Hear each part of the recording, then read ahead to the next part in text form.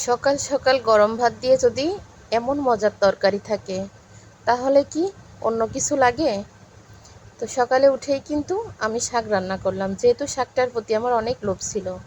আর শাক এগুলো হচ্ছে মানে যে কোনো শাক আমাদের কয় বোনের কিন্তু অনেক বেশি পছন্দ। তো সেইখানে যদি পেপলি শাক থাকে তাহলে তো আর কোনো কথাই নেই, আরও এত সুন্দর সুন্দর শাক। তো আমি সেই নদীর পাঙ্গাস মাছ আর ছিল না, এই 5 পিসি মাছ ছিল।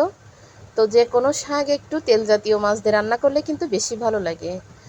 আর লবণ দিয়া মাছ অনেকে পছন্দ করে, অনেকে কিন্তু পছন্দ করে না। তো যে পছন্দ করে তার কাছে ভালো লাগে, আর যে পছন্দ করবে না তার কাছে কিন্তু ভালো লাগবে না।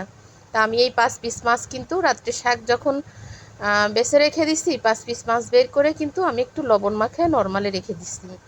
তো পাঙ্গাস মাছ যদি লবণ মাখায় শাক দিয়ে রান্না করা হয়, বিশেষ করে পেপলি শাক দিয়ে, পাঙ্গাস মাছ অন্য কোনো শাক দিয়ে রান্না করলে অতটা ভালো লাগে না, পেপলি শাক একটু হালকা তিতকো তিতকো লাগে।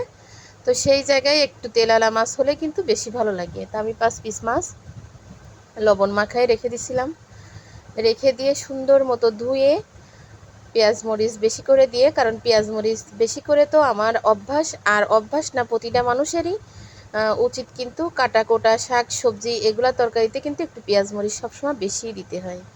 আর তেল যাতে যেমন লাগে তাতে তেমন দিতে হয়, আর শাকে একটু বেশি দিতে হয়, কারণ শাক কিন্তু বুনো জিনিস, তেল ছাড়া পেঁয়াজ মরিচ ছাড়া কিন্তু একদমই ভালো লাগে না। তো সেইখানে আমি অল্প শাক শাক হয়ে গেছে অল্প, আলু হয়ে গেছে বেশি। আমি 2টা আলু দিছি, একটা দিলে হয়তো ঠিকঠাক মতো হতো, কিন্তু শাক অল্প দেখে 2টা আলু দিছি, দিয়ে ডাটাও দিছি। এত সুন্দর মোটা মোটা ডাটা আমার কিন্তু ফেলতে ইচ্ছা করতেছিল না, তারপরেও কিছুটা রেখে দিছি কিছুটা ফেলে দিছি।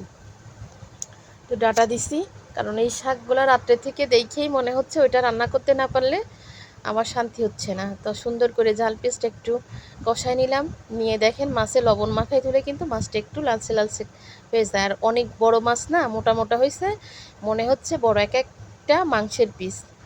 মানে মাংস যেমন বড় বড় থাকে না পিস করা করা, তেমন মনে হচ্ছে বড় এক একটা, মানে একদম তলতল করতেছে।